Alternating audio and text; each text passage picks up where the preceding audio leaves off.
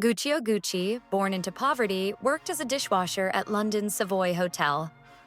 After saving enough money, he returned to Florence to pursue his dream of creating luxury leather goods.